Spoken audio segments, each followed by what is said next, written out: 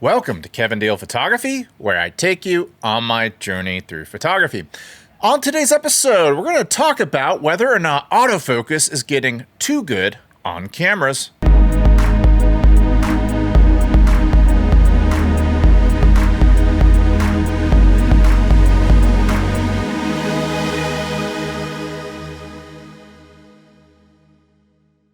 I'm pleased to announce the release of my Capture One and Lightroom presets, Metamorphic Portraits, The Sound of Silver, and Rangefinder. These are all available for purchase at my website. Go to kevindalephotography.com or check out a link in the description below. And now, on to today's episode. Welcome to today's episode. If you're not familiar with Kevin Dale Photography, we do gear reviews, tips, techniques, and tutorials, and sometimes we dive into film. If any of that sounds appealing to you, click the subscribe button below.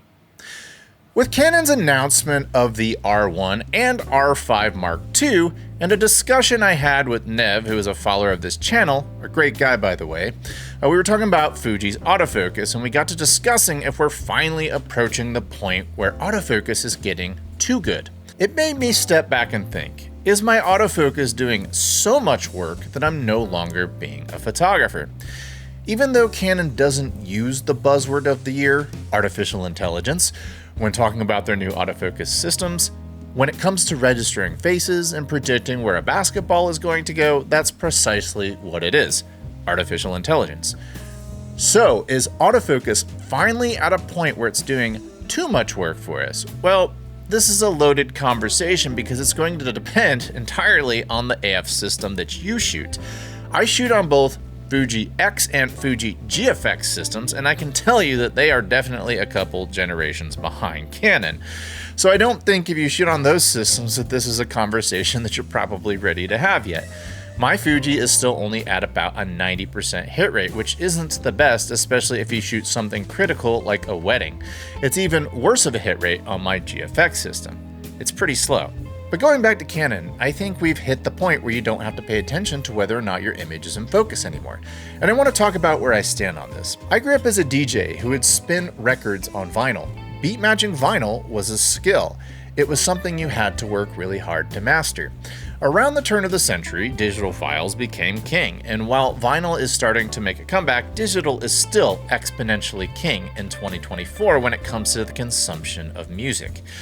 During the transition to digital, DJ programs like Serato and Traktor came along, which featured a beat sync button.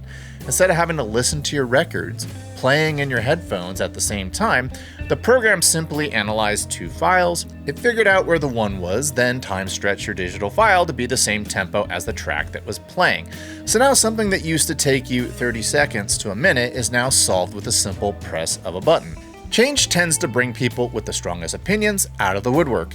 You had these old school DJs who would say that pushing this button wasn't really DJing and that the fundamental backbone of DJing required you to have the skills to match the tempo of two records with your ears.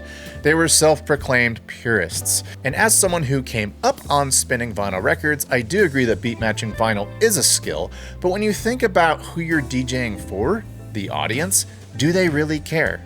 No. The answer is no. So using the DJ example, let's talk about how I feel about artificial intelligence, autofocus, and the modern camera. And of course, the person who matters most, the audience. What is my job as a photographer? What is your job as a photographer? Usually it's to take the best pictures you possibly can. Whether it's for a client or just for your portfolio, we work tirelessly to perfect our craft to produce the most amazing results possible. Sometimes that results in money, and sometimes that results in self-satisfaction.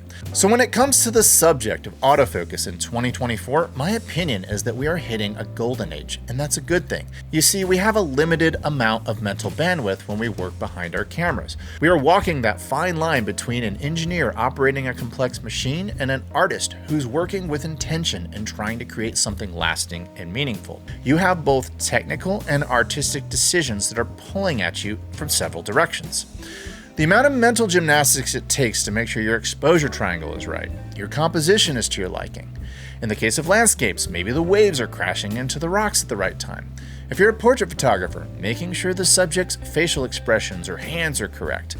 You also need to be aware of your surroundings. Is somebody about to ride into your frame with a bike? Is a jet ski about to enter the frame of your slow shutter landscape and ruin your image? On top of all of that, if your autofocus isn't perfect, you're going to be constantly chimping at the back of your camera to make sure you actually got it in focus. This is all happening quickly, and it can very easily pull your attention in several directions.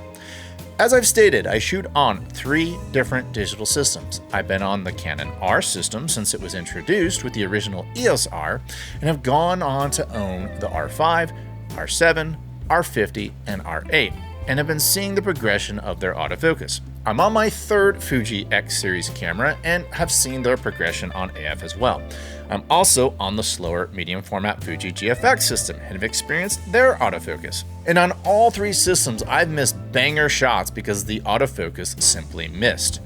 In the DJ world, if you attempted to beat match 2 songs and you failed, it would sound like a jumbled mess of beats. We called that a train wreck or train wrecking.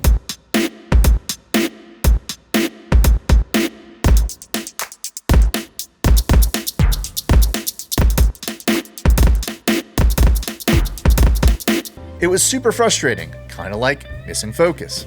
Missing focus is the photography equivalent to train wrecking, and it's common enough to where people actually have to put it in their photography contracts that they may miss shots every now and then because it just happens. But does it have to now? Canon started turning a huge corner with the R5 and the R3 and have smartly as a company been trickling their autofocus algorithms into their cheaper bodies. What they're trying, and it looks like they're succeeding to do as a company, is to create autofocus that is so good that people don't have to use terminology like hit rate anymore. So with all that in mind, where do I stand on this issue? Well, throw me under the category of a photographer who embraces the artificial intelligence and all this new technology to make my life easier. Face registering a bride and a groom so my camera prioritizes them among a group of wedding guests? Sign me up. Telling your camera what sport you're covering so it follows the ball and therefore can anticipate correctly what you're going to focus on next? I'm all in. The new bodies of the R1 and the R5 Mark II seem to be ushering that technology into a new era, and I hope all other manufacturers are taking notes. In the Fuji world, my autofocus has roughly a 90% hit rate on the X system.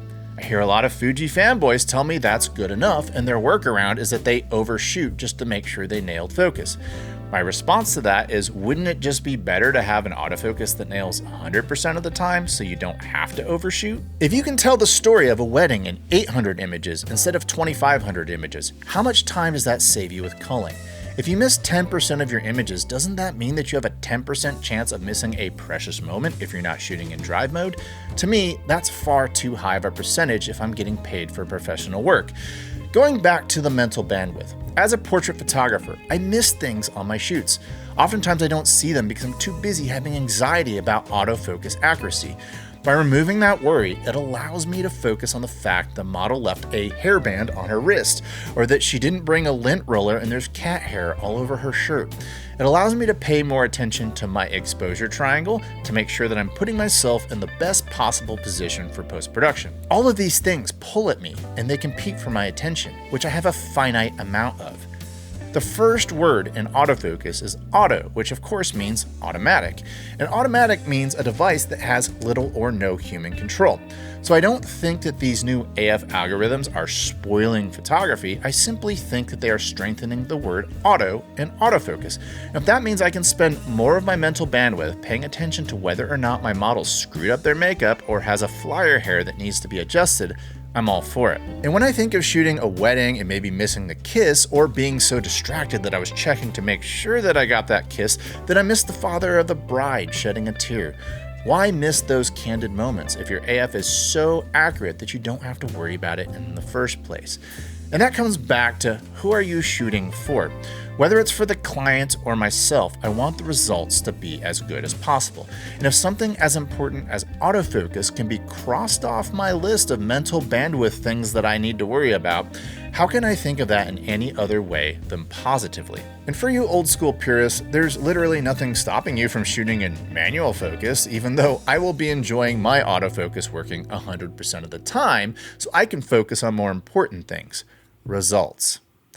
That does it for today's episode. If you like what you heard, tell me about it in the comments below. Do you agree with my opinions about autofocus? Tell me about that in the comments below. And if you like this channel, I humbly ask you to click the subscribe button below. And until next time, I'll talk to you soon. Bye.